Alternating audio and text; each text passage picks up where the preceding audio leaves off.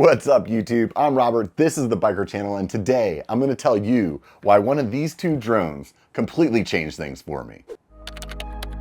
Let's get started right here. This is my DJI Mini 4 Pro, and I used to have the Mavic Air, but I upgraded it for two reasons. I got this thing because, you know, there's nothing like spending $1,000 for a couple of 10-second clips in your video. Well, that wasn't one of them. But the first reason was that Skyio stopped selling to regular people and just went fully commercial.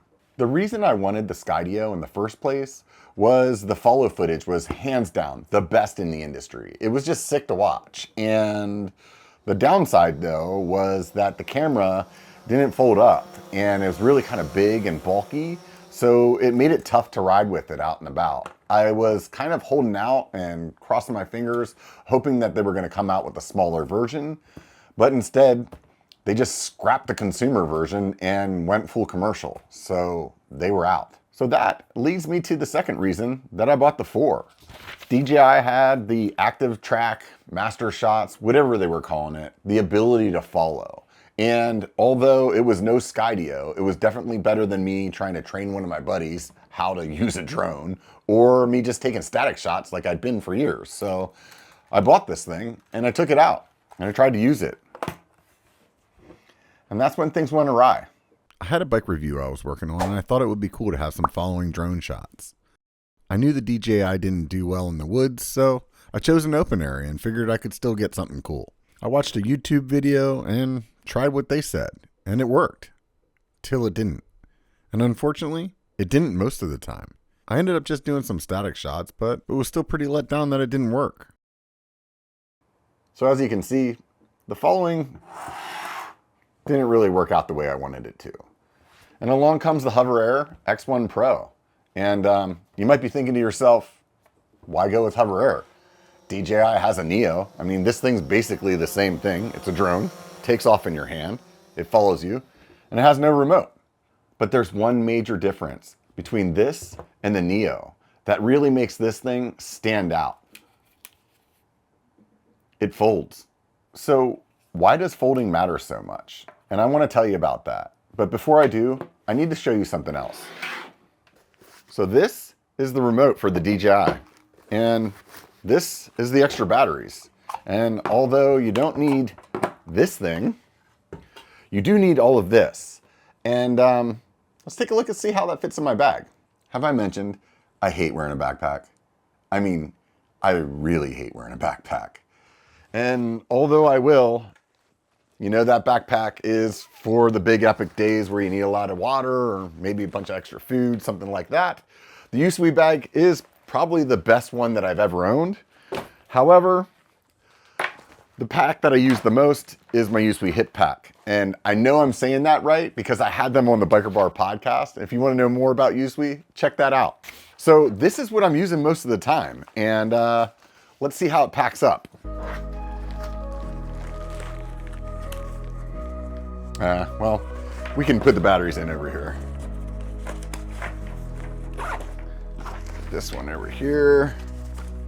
Sweet. I'll get my buddy to carry this.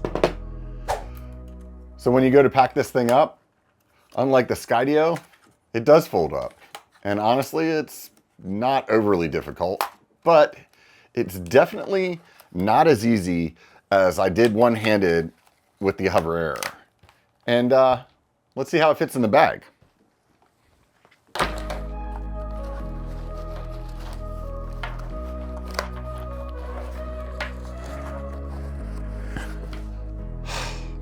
As you can see, if I want to take drone shots while I'm out riding, I'm either taking my backpack or I'm giving up half my water.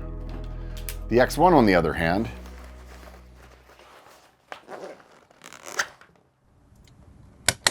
that was easy. So you might be thinking to yourself, that tiny little screen right there, I don't want to fly a drone with that. Well, guess what? You don't have to. You pull these out, slide them down like that, grab your cell phone, pop it right in there, hook a cable from the phone up to the remote, launch the HOVERair app, and now this is your screen. Realistically, I haven't been using it like that. Because the real beauty of this thing is how small it is. It's super compact. So this is the part of the video where I shamelessly plug one of my channel sponsors. If you wear Tasco shorts, they come with the cell phone pocket. And oddly enough, the drone just fits perfectly right in there. But what if it's winter and you like wearing pants? Well, guess what? They got you covered too.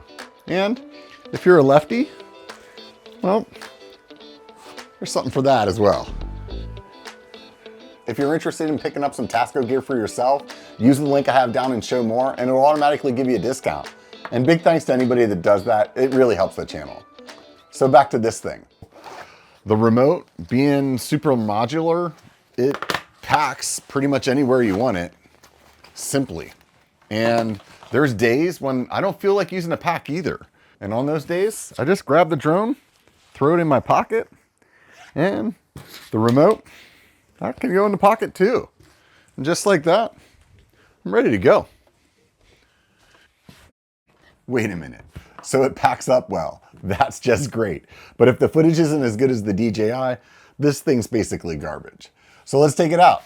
Let's test it. The proof's in the pudding, right?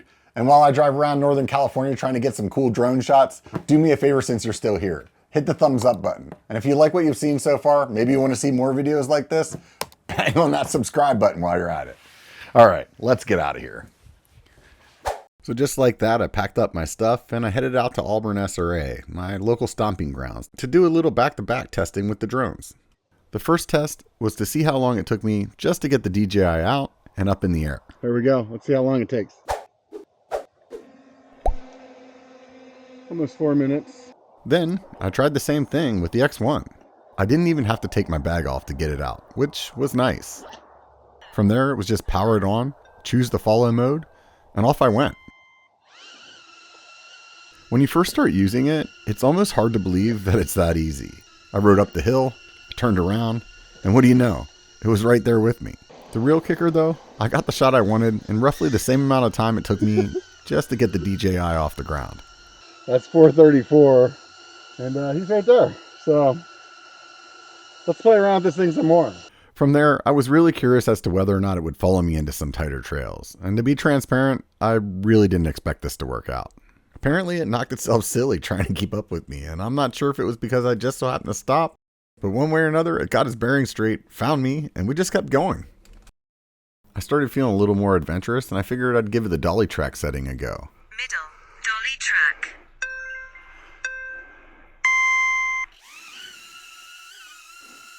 This setting follows in front of you and flies backwards. Overall, it worked pretty well, but sometimes it does get a little confused and it can go from in front to behind. At that point, it's up to you if you want to stop and reset it. I took the drone out into an open area and pinned the e-bike at 20 miles an hour, and the X1 was keeping up. I also had it in dolly track mode at 15 miles an hour, and it wasn't having any issues. As you can see, this is a complete open area, and my understanding is the collision avoidance isn't as good when it's going backwards, so keep that in mind. It's got a handful of fun shots like this one called Bird's Eye. Unfortunately, this one just goes up and down, and you can't get it to follow you from directly above. Maybe that's something they'll do in a software update, but until then, it's still pretty fun. I have to say this is where DJI has the upper hand. You can get it to follow you in different orientations, and you can program your own. With the X1, you only have these canned options, like the zoom out we're watching now. However, taking it right out of my pocket and getting it to do the orbit mode in a matter of seconds will definitely lead to me picking the X1 9 times out of 10. At first I thought the hover mode just stayed in one place, but it's more like having a cameraman. It stays in one place, but it'll keep you in the middle of the frame. As a creator, I don't always have somebody with me, and being able to pull off shots like this, it's really cool. So I just mentioned in hover mode, you can have the tracking on, and you can see this by the bottom of the screen. It says track on. But if I long press the outer ring on either side, it'll start blinking, and I can turn that tracking off. Single press in the middle and you'll select it. And the same thing goes with the other settings. So in zoom out right now, it's set to 30 feet and high. And if I hold on the right side, it'll start blinking the high so I can change it to low or flat. And if I tap it once, it selects that setting. And then if I want to change the 30 feet to something else, I can long press on here until 30 feet starts blinking. And once again, 20 feet, 10 feet, 5 feet, and 30 feet are your options. You can make these changes as well as others on the mobile app, but once again, the thing I enjoy most about this thing is that you can just take it out of your pocket, get a shot, and move on. It's really that simple, and that's what I like about it the most. The last thing I needed to test before I put my DJI up on Marketplace was whether or not it actually flew well as a normal drone. So without looking anything up, I took the remote and the drone out on a ride, and I decided to give it a shot. I wanted to see if it was intuitive enough for me to figure it out on my own. It was pretty simple. Power on the remote, it searches for the drone. If you don't have it on, power that on. At that point, the remote tells you if it's not connected and how to connect it if you need to. The screen on the remote didn't say anything about how to take off, but the screen on the drone said manual mode on it. So I just tried pushing the button like you would launch at any other time, and sure enough, it took off. Once it's in the air, it hovers until you start moving it around with the remote.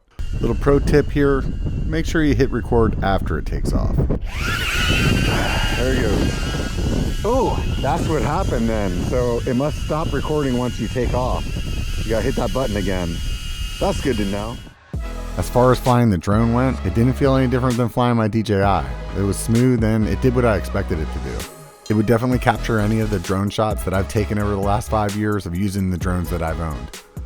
So that leads us to here, but I got something to tell you. I reached out to HOVERAir after I saw their marketing video for this drone. It made me really excited, like excited enough to reach out to them and see if they would send me one to test. I didn't want to spend $1,000 on some drone to find out that I got bamboozled by some marketing video, which has happened in the past. So fortunately, I have this channel and you're able to find out for free. But if I stopped this video right now, you would think this was bought. But I have to level with you. The HOVERAir X1 Pro, it isn't perfect. And I've got 5 cons to purchasing it. And a couple of things I'd like to see fixed in some software updates. So, number 1, the biggest problem is please stop moving.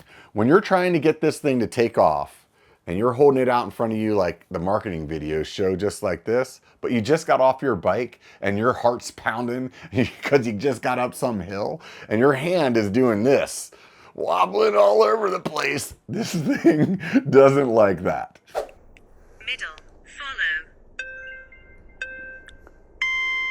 Please keep the device Here still. we go again. Okay. Middle, follow. Seems like the two-handed approach is better. I would like to see the sensitivity for that maybe just be a little bit better. Number 2 is there's no map mode. And you might ask yourself, what the hell is map mode? I'll tell you, this purely comes out of years of flying a drone. And what it is while you're flying, it has a mode where it shows it on a map in a straight line to where you're at. Because I guarantee you, no matter what, one day you'll be flying it and all of a sudden you're like, where the hell is it? And you're trying to look on the thing to figure out where you're at because maybe you're under the trees and it's much higher. And that little map mode, it really is a lifesaver sometimes to get the thing back to you. It does have a return to home feature, which is great, but I would really like to see that map mode. Wait a minute, HOVERAir just reached out to me and they said that they'd be adding a map mode. So keep an eye on the updates. Number 3, not all the settings are able to be adjusted with this little ring. And maybe I'm wrong, but there's some modes that have a third option, and I haven't been able to figure out how to change that third option unless you open up the app. So maybe if you know, put it down in the comments and then I'll be enlightened. All right. Number 4, we got to be realistic. Sometimes this thing loses you. And it just happens. I think that would happen with the HOVERAir. That would definitely happen with the DJI. But you have to be realistic with yourself. When you're shooting down the trail and there's just some little twig sticking out or it's pretty tight, there's a chance it's going to run into something. So don't think that you watch this video and this thing is just absolutely amazing and it'll never crash. It will crash, I guarantee you. So be cognizant of that.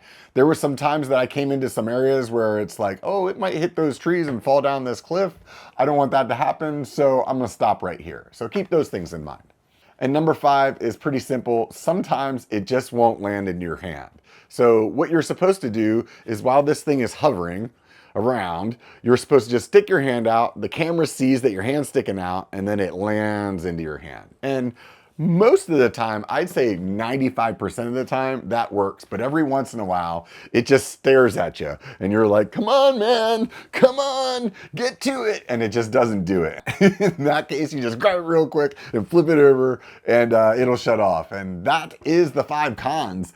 I will say that there's one that is something I didn't really think of when I asked them for the black one, is when this thing does get lost, like when it does crash in the woods, black is really hard to see. So maybe you might think the black one looks much cooler, like I did, but the white one will be easier to find.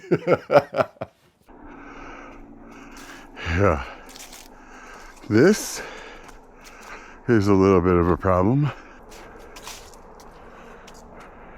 Oh, there he is.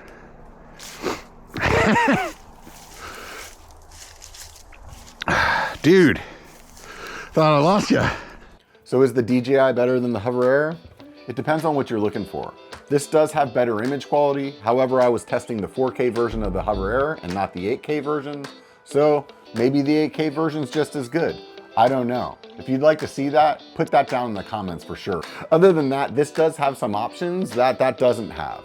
But at the end of the day, I can tell you right now, this is the drone that I'm gonna take with me the most because it does pretty much everything I want to do and it's super small. The fact that this thing folds up so small and I can just take the drone and no remote if I want to, it's golden. Honestly, I haven't had a product that I talked to my friends about and was excited about in a long time, and this has definitely been it. So if you're considering getting a drone and you want to add some fun shots to your mountain biking or you're creating content, this is definitely, I feel like this is the better purchase than that. I think the DJI maybe has its ups for somebody that's more on a professional level. And that comes from a guy that's running a YouTube channel. And with all that being said, if there's something I missed, throw it down in the comments and we'll talk about it. If you don't want to do that, remember this. It only takes a bike to be a biker. Get out and be one.